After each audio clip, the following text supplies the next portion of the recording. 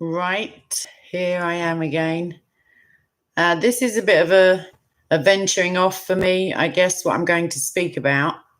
Psychology is one of my passions, I guess, one of my disciplines, and also theology, also the Bible. So I'm going to try and combine the two. And hello. And in order to do so, I'm going to reference some psychological studies. Some of those, or all of those, hopefully, I'll be able to reference upon request or later when someone reminds me, hey, Kay, you didn't put it in the description box yet. So I shall do that. And what I want to speak about is, as the title suggests, not Goldilocks or the Three Bears, but who's been living in your head. I'm just going to cancel my phone because as sure as eggs is eggs, someone always calls during a live stream. So I'm living in their head potentially. So, I feel a bit odd because this isn't my usual, it's my forte, but it isn't my usual streaming topic. So do forgive me. I have various notes dotted around. It's something that's been going around and around in my head at least. And some of you may empathize that when things are in your head and you have little revelations, they all seem really meaningful. And then you, 20 minutes later, go to write it out or say it to somebody and it doesn't quite sound so deep and meaningful. High open secrets. Either way, this, depending on what sex you are, and of course those are non-negotiable if you believe in the one true God, then, yeah, you can attribute this to either men or women or yourselves. And let's see how we get on. Hi, Jordan. I'm glad you had a good sleep. So let's get straight into it. I don't know.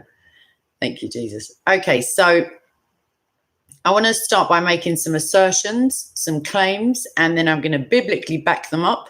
And for the Muslims, like my friend in the live chat at least, hopefully you'll see that as Allah claims to have revealed some of this, even just logically, you may see that it follows. Okay, Jared, we'll get to that certainly. So let's hi Rimon. I'm not right. I'm just going to pretend the live chat's not there, even though I can see you all.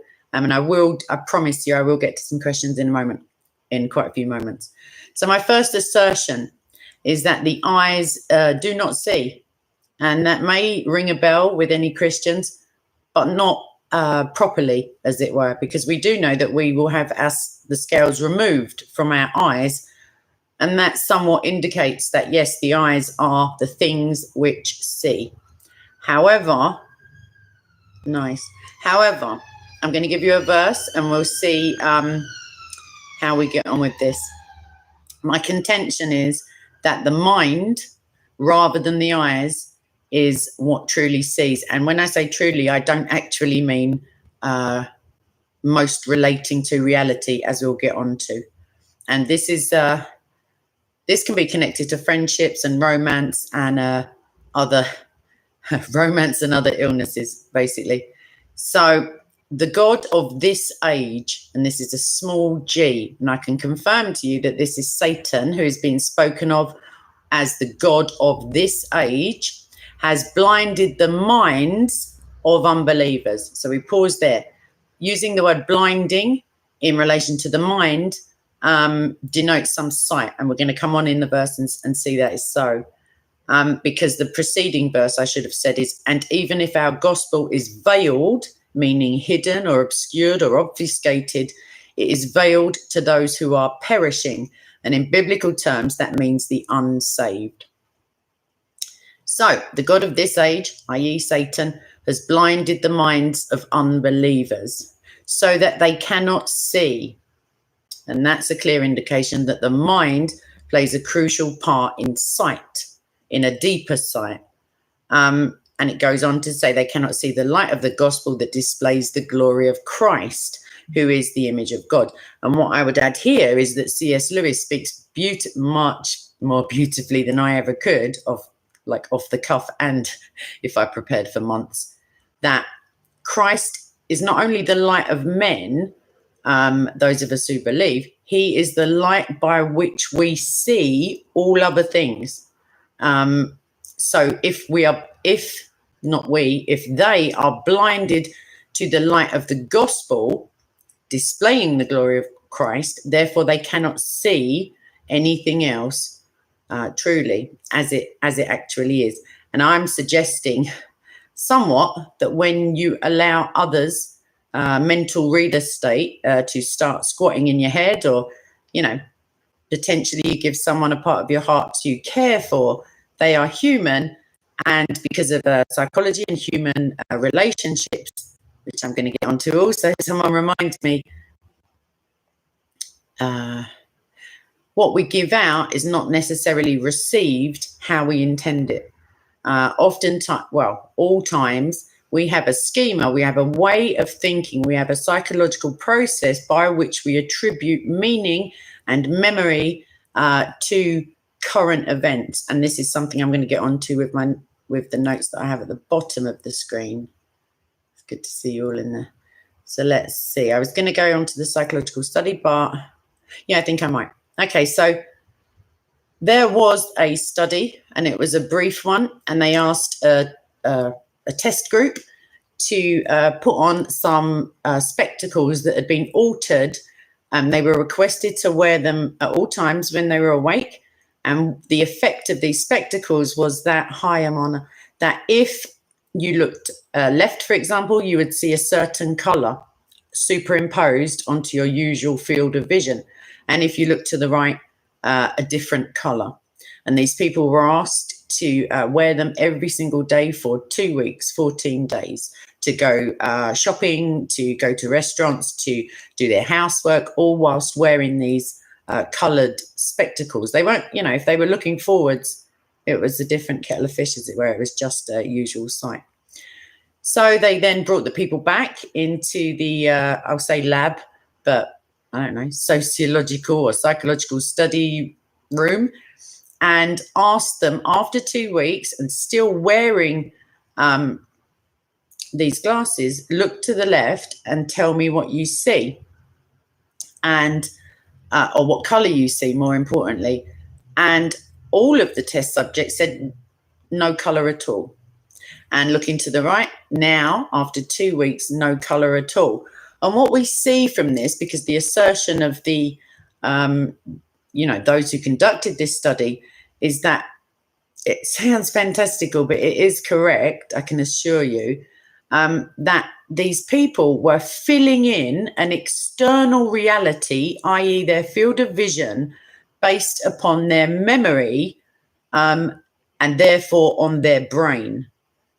So to give you it in a soundbite, their brain was cancelling out the spectacles still worked. If a new person would have put the spectacles on, they would have seen a different colour left and right.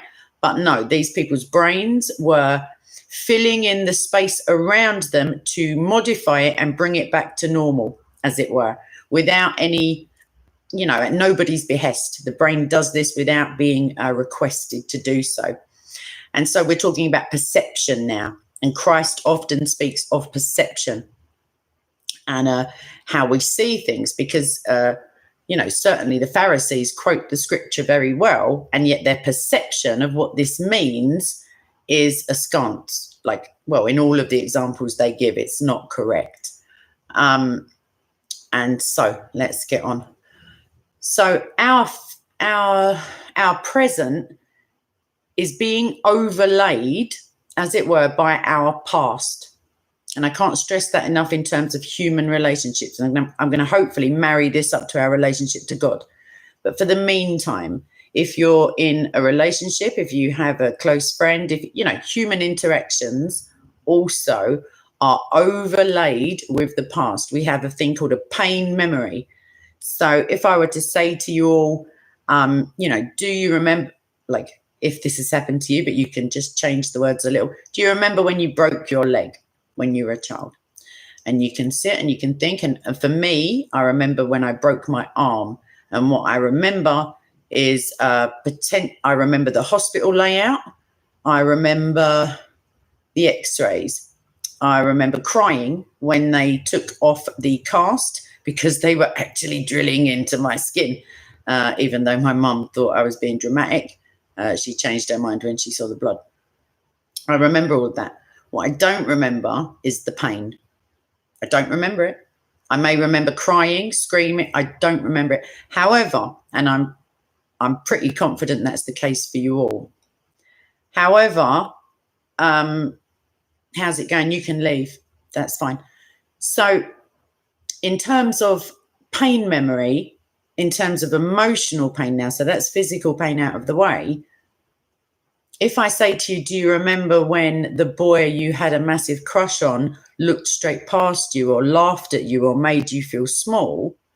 Given a few seconds, you would be able to recall that pain and relive it to some extent. It would come to you. Do you remember the pain of losing your grandmother? Do you remember the pain of X, Y, and Z? And that emotional pain, we are able fully to remember. And therefore, our mind populates our present with defenses against repetition of these feelings. And therefore, somebody without their knowledge can elicit within us a response, either positive, negative, or neutral, that is not fully, they're not fully deserving of it, and neither are we, quite frankly. So in terms of sight, as I've shown, I mean, I could actually, I'll expand upon the perception thing also. So what happens, I mean, this isn't a done deal. This doesn't have to happen, as it were, in terms of sight. Our mind most certainly is the organ that sees. The visual, visual information is processed in the mind. We actually see things upside down. I'll provide a link to that. Light bounces off. The light from the bottom of the object goes into the top of the eye, and we get a converse image going in. And then our brain flips it around, and then we see correctly. We see the top of things at the top, as it were. What happens when we use this natural function in terms of populating our present with our past, ghosts of our past, or the way our brain feels that the world should be, as it were, is that we limit and diminish possibility. We can limit and diminish possibility of our own happiness, even of our own stronger connection to God, of a more healthy relation to other human beings, to infinite possibility. We diminish that steeply when we unconsciously have this thing playing out in our lives. And we close down, we narrow the path, but that's not quite the positive thing that it is in the Bible. And in this way, we navigate our lives based on false realities, I would assert, based on realities that no longer have to be within our present. Because, of course, always, technically, I just thought of some people who it doesn't seem to hold true for, we are growing and progressing. We are working out our salvation in fear and trembling. We are never perfected, I assert, in this world. However, growth is something that we strive for. We don't want to be static. We don't want to be stagnant either. So in order for us to change any belief or perception, we have to begin to navigate freely, i.e. with a wider scope of a wider range of possibility. We have to make a decision with a firm intention, and the amplitude of this decision must carry a level of energy that can jolt the mind out of this, not laziness, but this schema, this way of operating in the world. And it has to be greater than the hardwired programs of the brain and the emotional conditioning which our bodies respond to, as I just demonstrated with the idea of, being hurt when you're in love, for example, when you're younger. In other words, the choice that we make must become an experience. And technically, we're allowing our brain to superimpose this new experience as opposed to our older ones. Because I don't know if it was a Discord live lecture, I did it here, but things such as emotional avoidance, which is a personality trait or type, emotionally avoidant people may find, and confrontationally avoidant people may find also, all of us who are avoidant in some negative aspect may find that our relationship to God is superimposed onto God. Those of us who have, maybe father issues, as it were, these will be superimposed onto our relationships to the Father, to our Father. So we never forget, because the internal experience begins to reorganize the circuitry of our brains. Our brains, if you think they're unimportant, look back to Satan. Does he choose to blind the eyes? No, he chooses to blind the minds of the unbelievers. I feel that this is an assertion that, cuts to the crux of the matter. He cannot read our minds, Satan. He cannot read our hearts.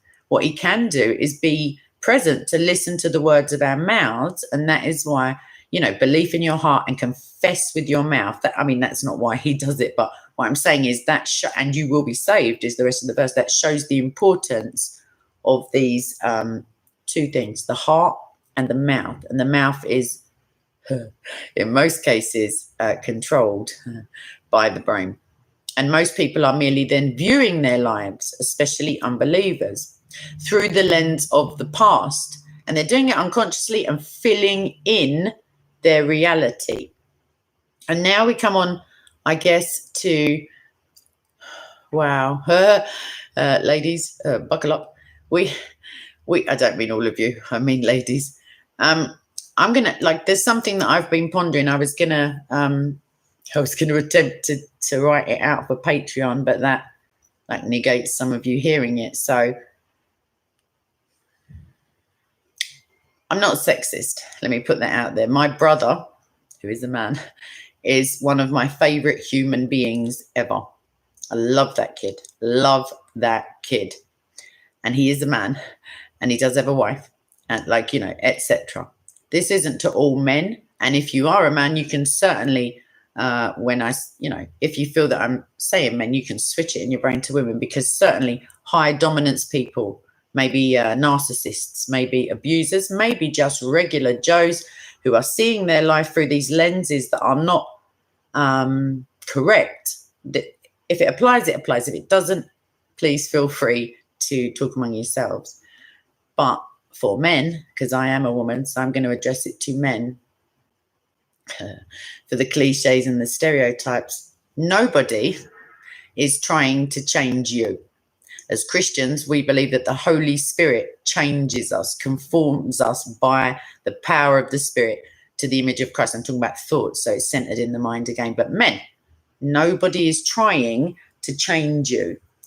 If you're in a relationship, that denotes to me, we can safely assume you have been accepted by the lady in question. You've been accepted, and you can think of this in terms of friendship also. We have accepted you, is the bottom line, as you were or as you are. And most likely, in terms of female psychology, we have also taken on your problems as our own. And that can be from baseline friendships all the way through the the gamut of human relationships. And in terms of romantic or committed relationships, we have made a commitment to the man who stands in front of us, for want of a better analogy, and then tried to crack on, caring and problem solving, and all of the pretty nice stuff that people do for each other when they love each other or have high regard or esteem for each other. And in terms of relationship breakdown or friendship breakdown, this begins to break down specifically when we feel lied to. And that's for all of us. If you feel, hold on, can I trust this? What's going on? Empathically, if you are, if one of your higher character traits is empathy, as mine is, what one does is you set out a baseline. Even if you don't know somebody very well, you have a baseline of their behavior that you've observed. It's pretty subconscious, I guess. And that's ticking along nicely. And if they act contrary to this baseline that we've created for them, by observation and interaction, it's like, I was trying to tell a friend the other day, it's like listening to a piece of classical music and then there is just a bum note, and you're like, what? Like it just really jars you out of your enjoyment of the song, as it were. So, men, we know who you are at the beginning.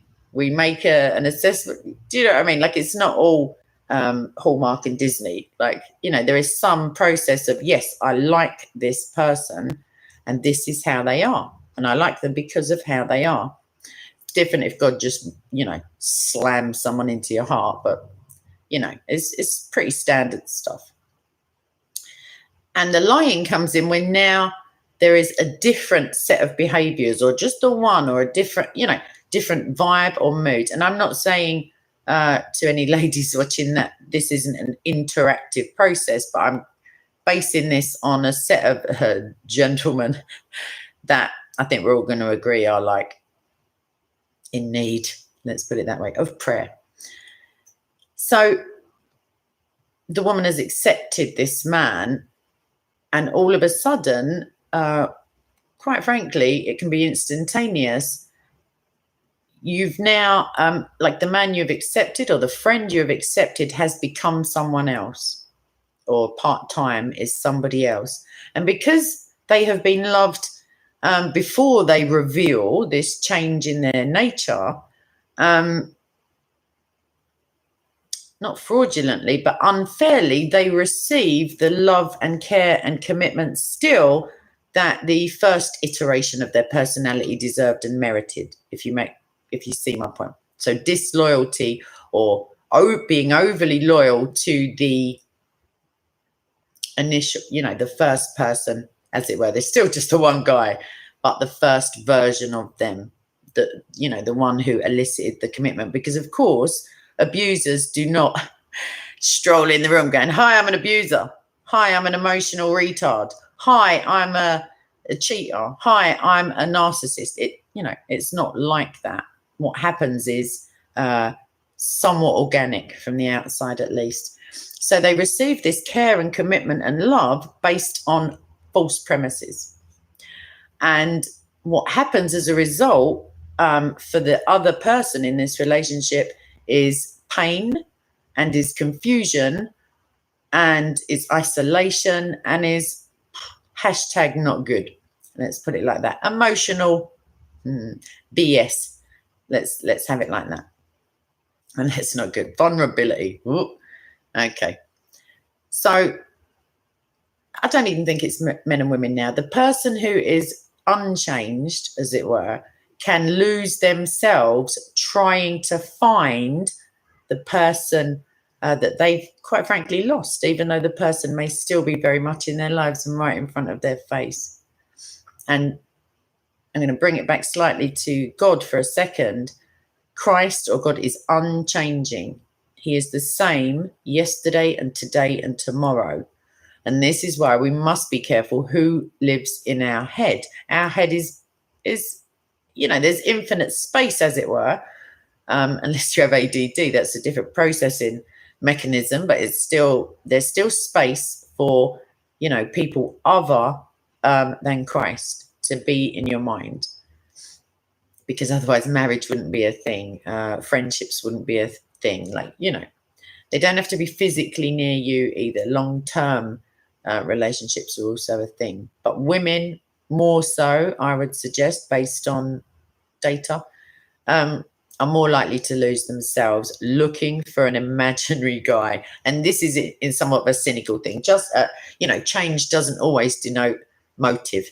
Some people, men more so, and I'm going to give you a suggestion as to why, present themselves. Everybody does it. Everybody at the beginning of a friendship / relationship will be the best version of themselves they can be, sometimes consciously, because they want to elicit a response of, Jeff, you're not. They want to elicit a response of admiration in the other person, appreciation. We want to be seen in our best light, as it were. However, men have these handicaps or disabilities called testicles, and they have the mind to match, as it were. And I don't believe every 7 seconds is actually genuine, because it's most likely they're thinking, where did I leave my keys? Oh, I fancy a sandwich. However, sex drive, not that it's not a brilliant way of deflecting like emotion and emotional BS, because it really is. You would think, certain dominance women would think that they're linked intricately, intimacy and sex, but no, we can all use sex or lust to barricade ourselves against deep emotional feelings, because they are compartmentalized in our minds. Certainly, most of us, if you've been around a little while. So we've got these people getting lost within hopelessness. That doesn't sound, I'm talking to Christians. Like, we have prescribed ways of how we are supposed to treat each other. And that covers the entire range of potential human relations. Doesn't matter if you're a slave master to your slave, doesn't matter if you're a husband to your wife, doesn't matter if you're just a man to a woman to a woman, a friendship, your children, your siblings.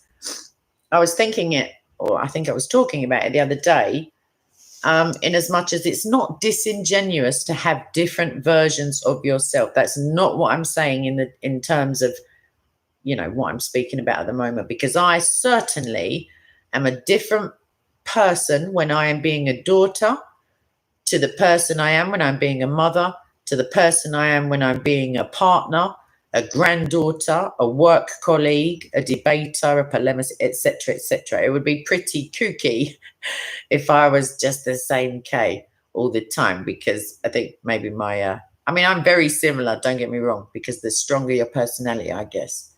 But yeah, there are various sides to everybody. So I'm just, hi, hello, Jesus Christ is living God. Love that name. So the two conflicting principles that I'm speaking of, in terms of going back to our analogy, as it were. So this pain and this isolation, this confusion, this hopelessness that one can experience as a result of allowing someone some autonomy over your head and your heart, excuse my nose, is becoming lost in trying to figure out solutions to problems that the other person may not even know they're giving out. They may not realize that this is even going on. This may be innocent, to be fair. It may be less a lie and more, this is how they feel comfortable. This is how their past influences their present. This is how potentially you may remind them of their mother in certain instances, and they act like a child as a response. This may be that, their past marriage / relationship / whatever it is now influencing. And this is where I'm going to take it back in a moment to how important it is to see the world as it really is, to have the scales removed from our eyes and to see by the light of Christ. But for the meantime, this dissonance that happens within people who are victim, as it were, to this, and I have been here, trust me, losing sleep and all sorts, very dramatic. I think a couple of people from Discord days may remember, is that what we're saying, what the other person is saying maybe is that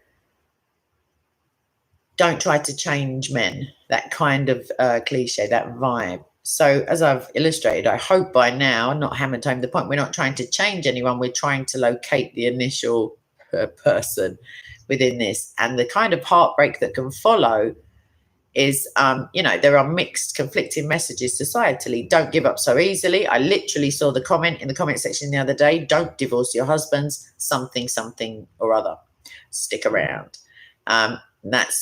That was based doctrinally, but, it's stick around to your own detriment, not the person's comment. What I'm talking about, don't try to change people.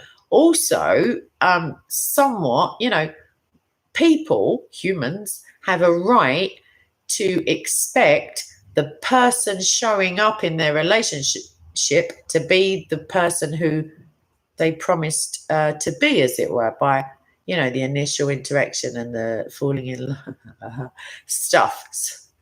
That's not finger guns. That's just, yeah. And actually, in all seriousness, people have a right to not demand, but to expect a love that is not painful in majority. Obviously, love brings with it pain. Otherwise, Christ wouldn't have given it as the greatest commandment.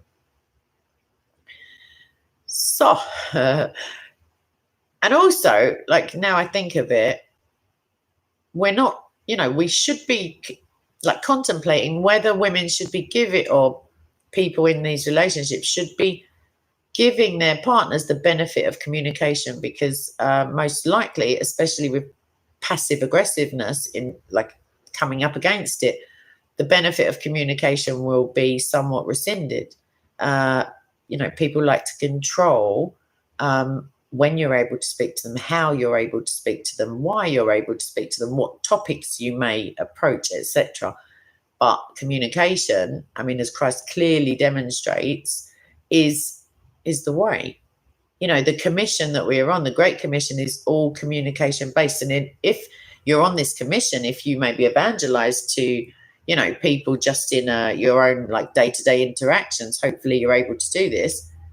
It's all based on communication. And now, if your communication skills within your own life are less than open, at least, and honest, ask yourselves why. Ask yourselves how you're missing that blessing. Our communication with God also, even when we stumble into lust and into gambling and into anger and into, slothfulness, for example, God is still there. He is still aware of the lust and the nights out in casinos or whatever it is for you. He's right there next to you. So don't feel embarrassed to bring this stuff to his attention, because you're not bringing it to his attention. You're just bringing it in petition. Because of free will, we have to ask before we get. And by repetition, like by keep asking, we will receive it. And I've had relationships where the majority, my theme tune was why. That's all I'm asking. I'm saying, Lord, why? Just tell me why. I don't mind the how, the who, just tell me the why. What is this? What is the blessing? What is the lesson? What is the why am I here? Why do I feel this way? And what I found is, without fail, eventually I'll be blessed with that information, and it will be on God's terms and in God's time. And, most recently, I think I got an out of office email from the Lord saying, do you not remember the last time I gave you, like I told you, you always see it.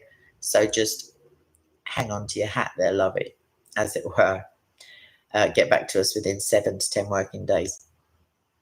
So, as I've said, abuse doesn't enter in by the front door announcing itself. And I don't mean necessarily physical abuse, although, hopefully not everybody watching this has ever experienced that. But those of us who have, it doesn't announce itself. It doesn't start off that way. And that's the end term of someone who's not quite right at the beginning, but also anger issues and, as I mentioned, lust and all of these things. If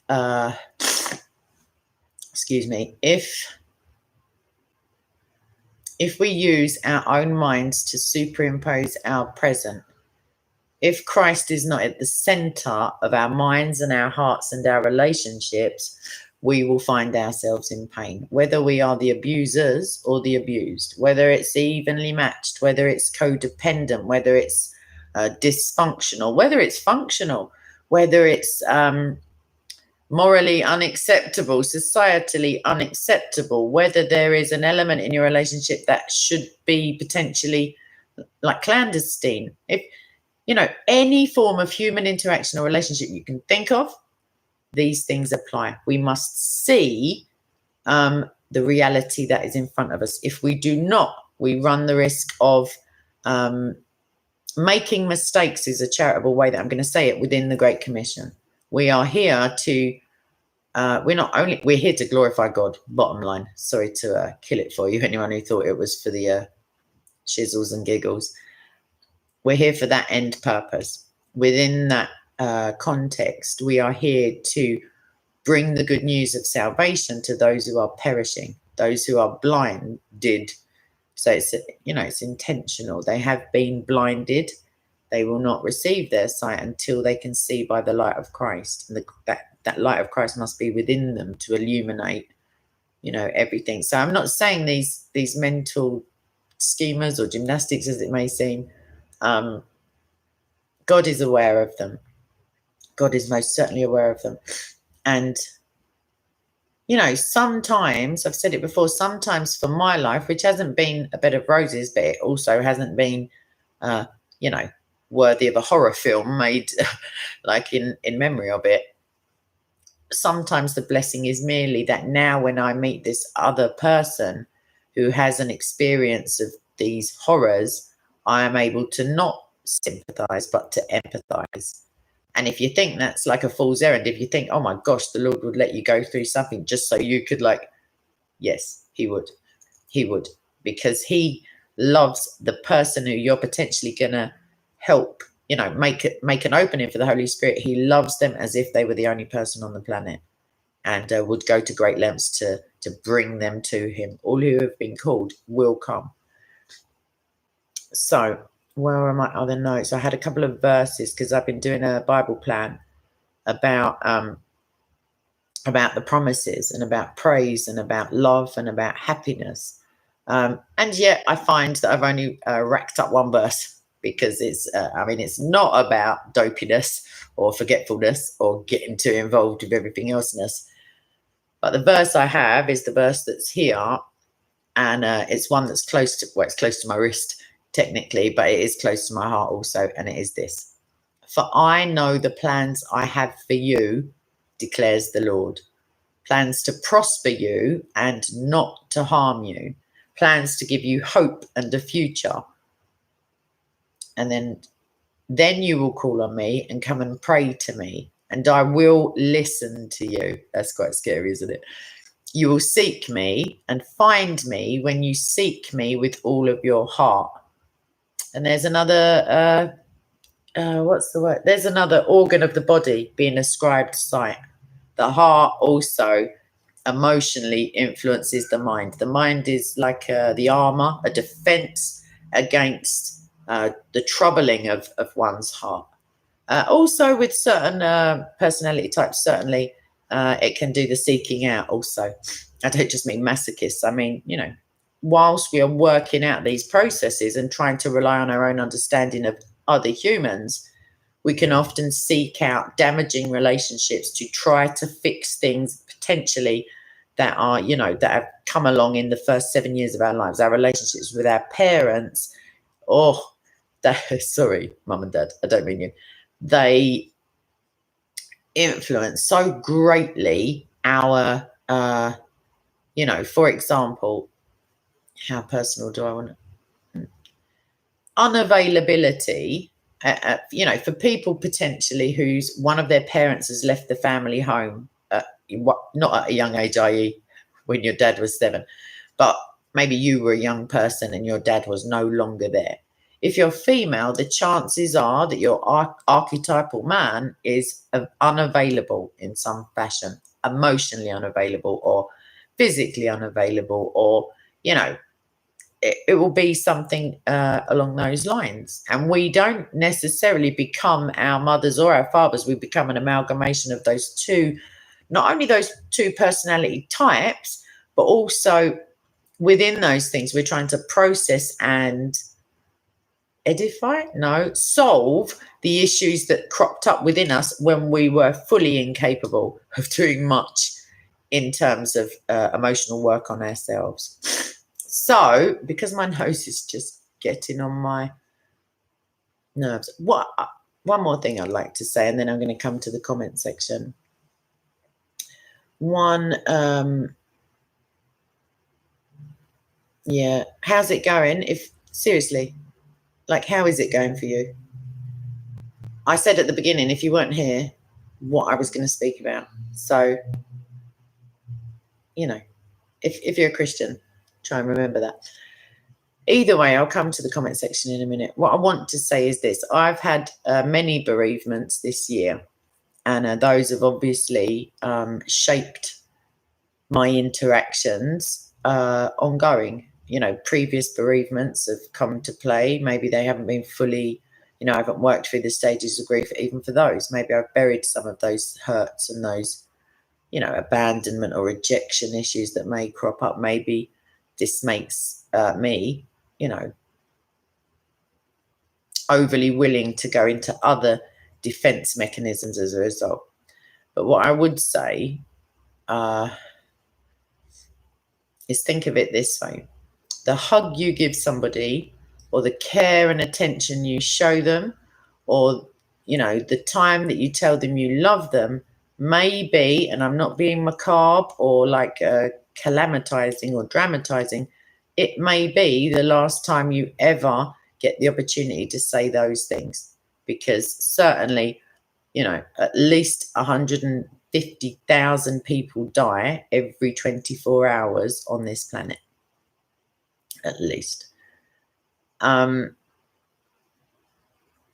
just think about that. Think about the silly arguments we have. Like I very recently, I got a lot of sisters.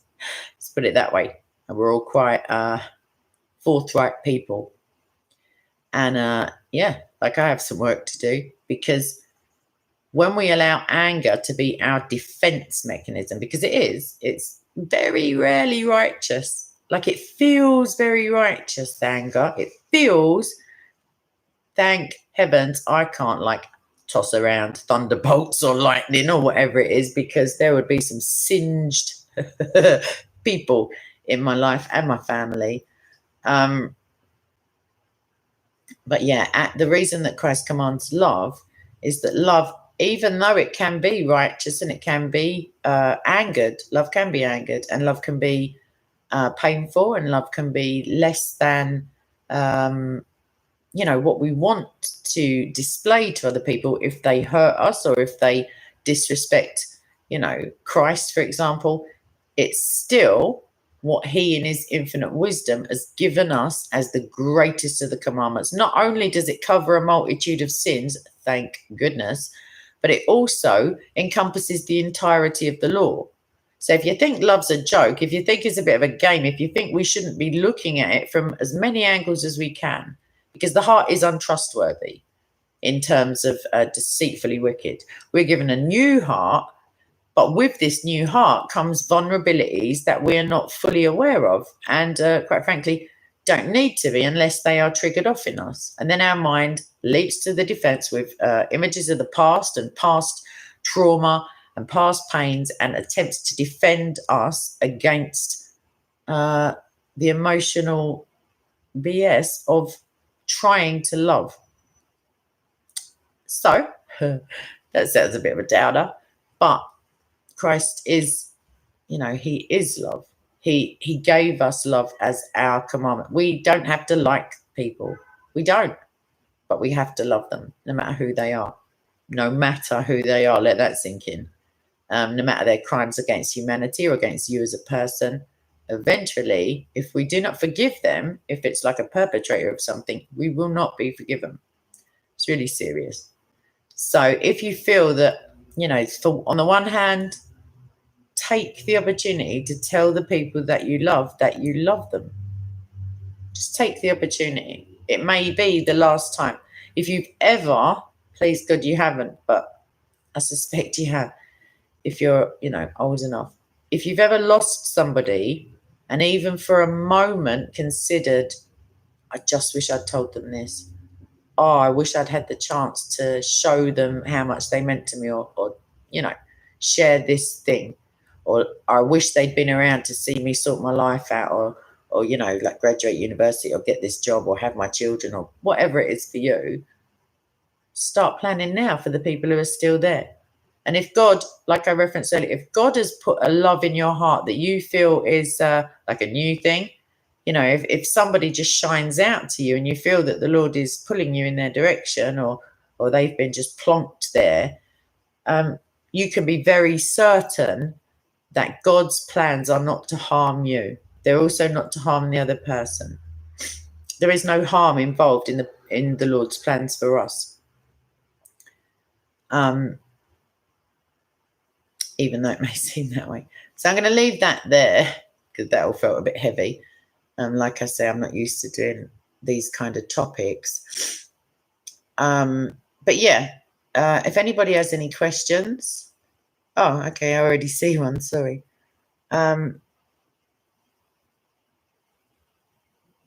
George. Okay, the question is, how do I save my parents if they won't accept Christ?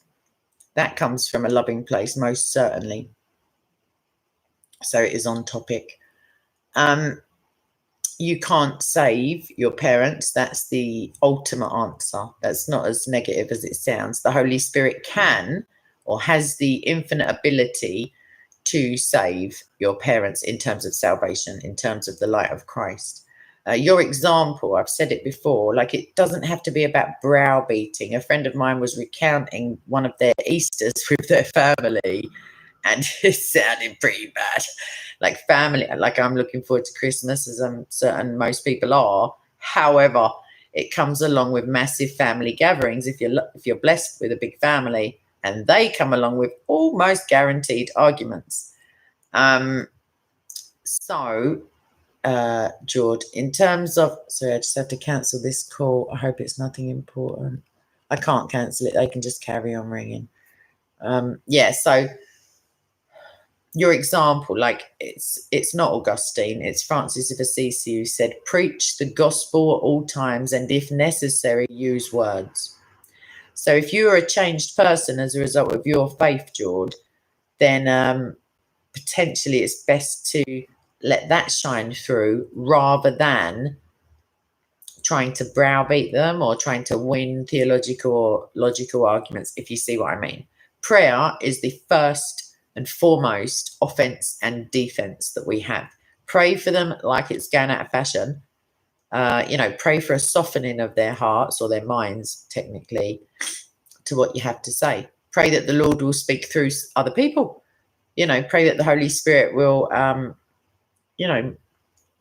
exert the power of the gospel in their lives, even when you're not around. And certainly I'm going to start a prayer group with somebody that I know. Hopefully, like Jay Smith has said, he'll share the link around and it will be pretty widespread. And therefore, potentially, we can get many, many people praying for individual situations like that. Have I answered that? Yeah, look to God's promises for yourself. There is an instance actually in the New Testament. I can't think what the ref is or the person, but the man and his household was saved as a result of his faith. I'm not saying that's the case post-resurrection, but what I am saying is look to the Lord in your life and he will give you pray for the fruits of the Spirit is my answer. And once you have the peace, kindness, patience, goodness, gentleness, faith, self-control, love. Did I say faith? Well, it's horrible when I haven't got my beads counted them out. And joy. Yeah, sounds about right. Then you are better able to fulfill the commission in terms of trying to put a teensy stumbling block into your parents' atheism / whatever their big worldview is. You're very welcome, George. Prayer is the most powerful thing. It's literally like having God on speed dial, and you don't even need like a cell network or a signal. You've got the signal. Anyone, including anyone at Speaker's Corner, you know you are. Love that, man. Anyone who tells you that prayer is insufficient is talking out of their backside. It's untrue. It doesn't denote the fact that action is not taken sometimes as a result of the prayer, but sometimes God might say, mind your own business kind of thing. I'm on it. Don't worry. It's not you. You're not the one. I've got someone else on the case. It may be inaction is God's answer, So, yeah. Any other questions, please? And if you've already typed it, I do apologize, but it scrolls past. So if you wouldn't mind copy pasting it again or typing it again, I would love you forever, but I'm commanded anyway. So how's it going? Oh, no. So you're asking somebody else that question. Yes, Jeff, exactly that. It's easier said than just do it, but we are to love them as Christ loves us. If you manage to crack the code, someone let me know, because It's so difficult. It's difficult enough to love ourselves as Christ loves us, to see ourselves as he sees us, like with all our flaws and our insecurities and our, Okay, any other questiones? If not, that's also fine. In short, check out who's living in your head. Check out why your mind is focused on certain negative feelings that you may experience as a result of allowing someone other than Christ autonomy within your heart, in your relationship, in your mind. Just carry on loving them regardless.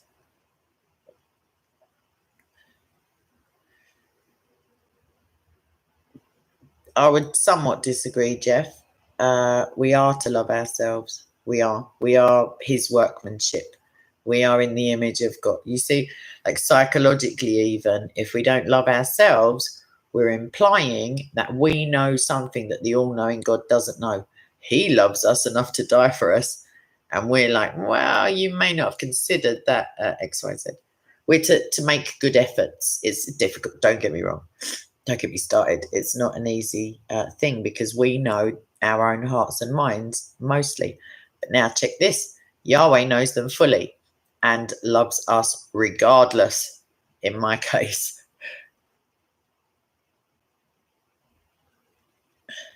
SOCO, let me see what your name is. Kochina Kerala. SOCO is Soldiers of Christ Online. So glad to answer that. Duad, as far as I'm aware, you are, I don't want to dox you, but you're non-Christian. Lovely, but non-Christian. So in that sense, for that verse, yes, Satan has blinded the minds of the unbeliever. Unbeliever in this sense, meaning that the unbeliever is blinded to the light of the gospel, that Christ is the image of God. He is God. So if you don't accept that Jesus Christ is God, you have been blinded by Satan. Don't want to break it to you like in a dramatic fashion, but that's the case. Thank you. Okay. Any more for any more? I feel like a landlady or a bar woman when I'm like that. Just ring the bell for last orders. I have quite a funny video that's on my little channel that I'm gonna maybe do a prem tonight, but it's not energy drink. How's it going? Yeah, it's not that long, so I may splice it or I may join it to another one, but actually I may just put it up as it is. I'll give you all notice so that you can jump in. John McDermott, it's always good to see you, and he's quoting the scripture. I mean, what more do you want, people? Thank you very much. How's it going? That is the verse. Yeah, 2 Corinthians 4:3. Jeff, the amount of times maybe oversharing is going on now that I've walked into the bathroom like that. You can't even look yourself in the eye, potentially if you've got a hangover like years ago, maybe. And you're just like, I can't even look at you. Oh, you're awful. Oh, why did you do that? It's not uncommon. Yeah, it's not uncommon. Yes, I know, Duad. I didn't want to just blurt it out in case, I don't know. There's another guy in here who's a Muslim. He's very nice also. Oh my gosh, I'm not even going to try and say your name, love. Whoa, that is Scandinavian if ever I saw it. Hyun? No, don't even do it, Kate. Don't do it. Islam's son de DNA. This person. I guess so. I mean, there's channel membership for SOCO, actual SOCO. I did have channel membership, but YouTube arbitrarily, without sufficient explanation, demonetized me. And they're still waiting. I'm supposed to have a month now for them to consider it, and it's just over 5 weeks. So maybe they forgot about me, and yet they were so concerned. with what I was saying beforehand. Other than that, there is like social media presence. Nice. Thank you for that explanation. I won't even. I'm pretty proficient in languages, although strangely, no Scandinavian, like none of that, cold, dark places. You're very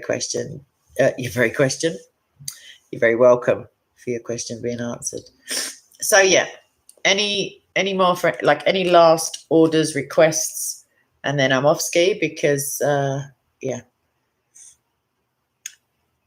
How's it going with response? Like, yes, Muslim adverts. I mean, when you're a YouTuber, as in a content producer, as it were, somebody who puts up content, there is a way. I think there's a way to modify somewhat the ads that are shown. But if you're not aware of that, yeah, and the chances are, I guess maybe it's not even as deliberate. It's that sometimes in the title you may have the word Muhammad or you may have Islam or something along those lines. But yeah, I had not Islamic. I do get the I used to, before I had YouTube membership, I used to get the Islamic Orphan Society or whatever it is, which is made me laugh every time, even though it's quite a heart-wrenching ad, because of course Muhammad forbade adoption or whatever it was, he got rid of it.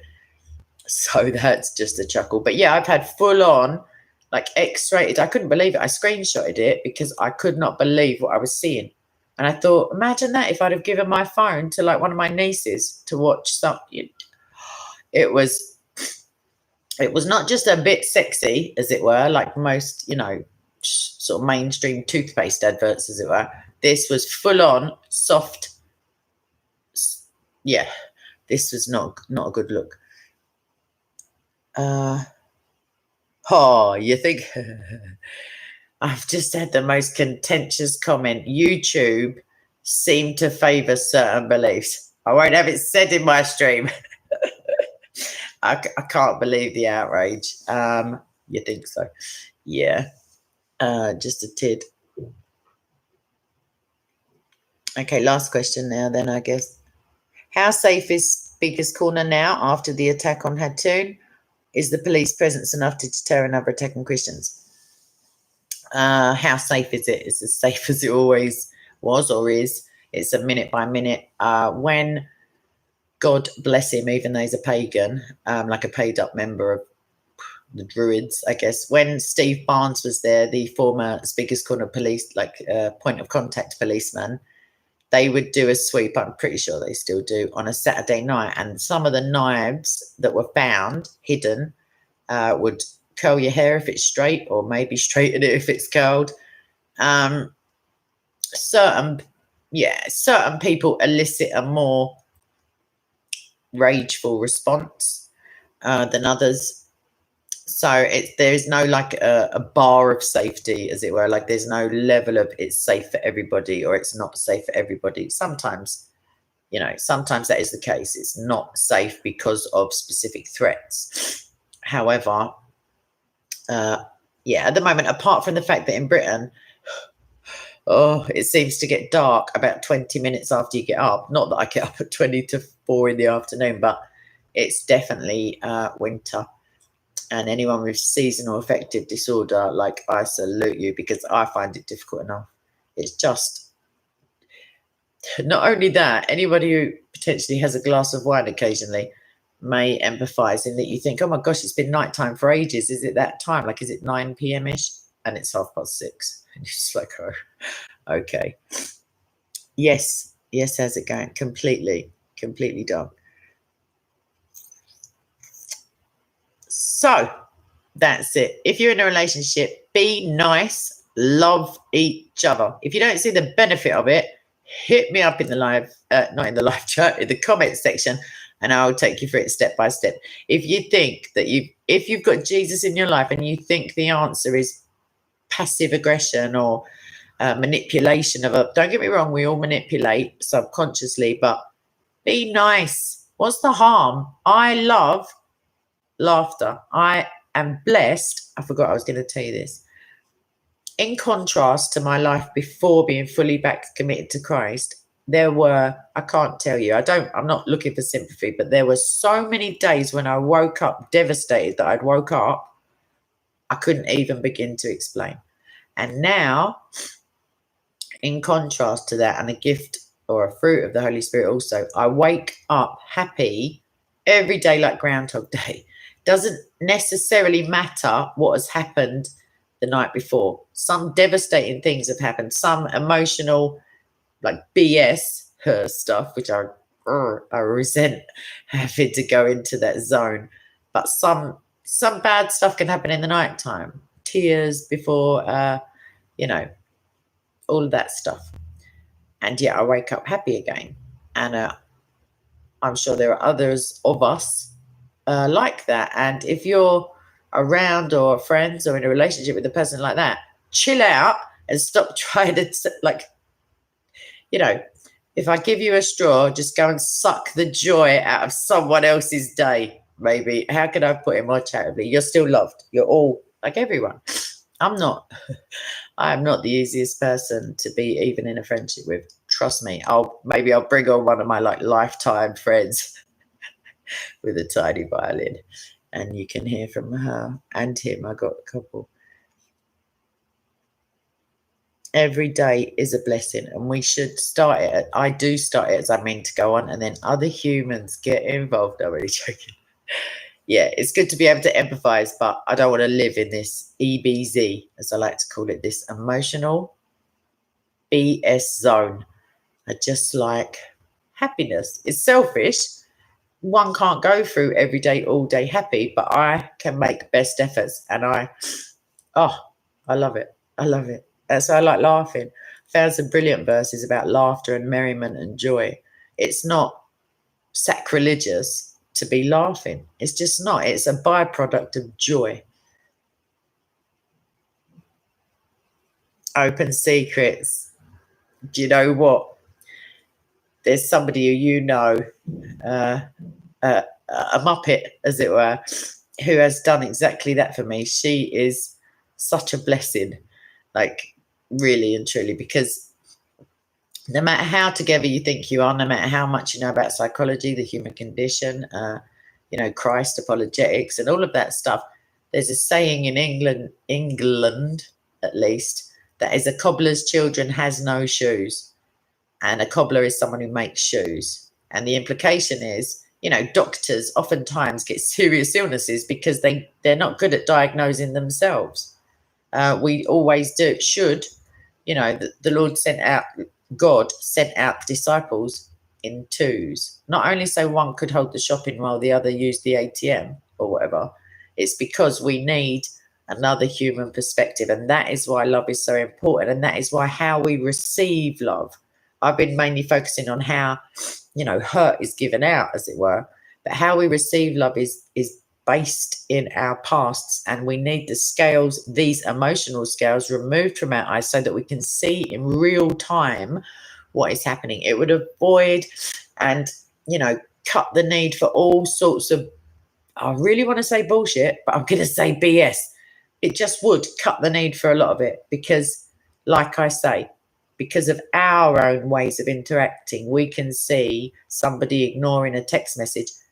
The way I've just described it is ridiculous. Someone seeing a text message and not responding, we can see that as rejection and abandonment and hurtfulness, and we can then ascribe to them, they know exactly how I feel at this, and therefore they have got now sinister motives, as in, ascribing to them, I know this is going to hurt their feelings, so just throw the phone. Do you know what I mean? It's not the case. Let's all get a grip. And let's try and enjoy the human interactions we're going to have at Christmas. Oh, prayers, please. Right. David B, that's absolutely charming. Thank you so much. I love feedback like that. Thank you very much. I was speaking to Bob earlier, actually. He's doing well. He'll be back this week also. Yeah, I've got to go because I've got to blow this nose. It's just a joke at this stage. But what can I do? Jeff, that is also the case. If we have unhealed hurts, hurt people, spoiler alert, hurt people, that's what happens. You know, when we are hurt, we share the love, as it were. We hurt other people because it's easier than feeling our own pain. Lots of things are easier than feeling our own pain. In my case, I joke a lot. If I feel even somewhat uncomfortable, you know, in the past, I couldn't receive a compliment without a joke. And I still find it difficult. And it's not because I'm hilarious, although obviously we know I am. It's because like it makes me feel vulnerable, quite frankly, to have someone be openly nice to me and I don't know what to do with it. And I don't like that feeling of vulnerability because that's the doorway to pain. And therefore, even before I don't consciously think it, the funny comes to the defense. Exactly, George. Tried and tested. But also, I like laughing. So I like seeing people laugh I love seeing people. I love making people laugh. I just do. I think the world is such a potentially depressing place. Why not? You might as well laugh. Smoke them if you got them, as it were. This place is going down. Like, I don't want to spoiler alert you, but fire. No flood this time. It's all going by fire. This heaven, this earth. But Christ's words will by no means pass away. And what he has told us is love. And if you don't like it, take it out with him. Joking. I'm not joking. Take it out with him. Ask for the fruit of the Spirit. That is love. If you're finding it difficult, arc at her talking when I'm the one. That's what I need to do. I pray for the fruits of the Spirit every day. I sometimes skip 1 or 2 because I think God actually knows what I'm asking for. Like, there's no point asking for something if I don't really want it. Oh, thank you, Daffod. That's really lovely. Oh, get it all. All right, let's not get silly there. Let's not do it. Literally, I'm just doing what I said I did, and now I'm doing the jokey bit. And it's like having Tourette's sometimes, what I imagine.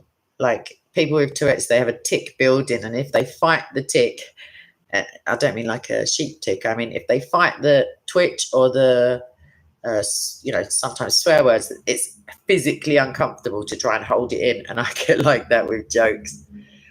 And I get gutted as well. I'm like, oh, that was so funny. And then I have to tell people, look, I didn't say it. Isn't that funny, though? Like, for the pat on the back. It's pretty embarrassing. Either way, much as I love you all, commanded to, obviously, but that's not what I'm saying. I'm going to skedaddle off because I've got to blow my nose. It's got to happen. I've got to have a ciggy because let's keep it real out here. That energy drink is looking like it's got energy in it. And I hope you all manage to come and see the pram a little bit later. And God bless you. Like, really, I hope he does. He blesses me every single day, even through my dramatized personal life problems. He blesses me all the time. He blesses me with the people who irritate me. Like, get on that. Romans 8:28. All things, God in all things works to the good of those who love him and are called according to his purpose. So maybe while I'm being dramatic Annie, maybe I'm providing a blessing for somebody else and I don't even realize it. Who knows? Who knows these things? All right, anyway, I hope you've learned something or had a little something sparked in you from today's topic. And like I say, when I say always here for you, obviously I sleep, I go outside, but the comment section, I'm very able to, I always see it within 24 hours, I would say, maybe 36. But you're welcome. But let's all tone it down, not you Christians, on the capital letters entitlement brigade, because there's ways of approaching people. Just throwing it out there. Right, she's waffling. I'm off ski. Lots of love. I see you later in the I do like being a person in the live chat as opposed to this guy. So, right, laters. And God bless you. Keep it real. Keep it Jesus. Tell them you love them. Get on with it. And let me know how it goes. I'll see you later. Bye.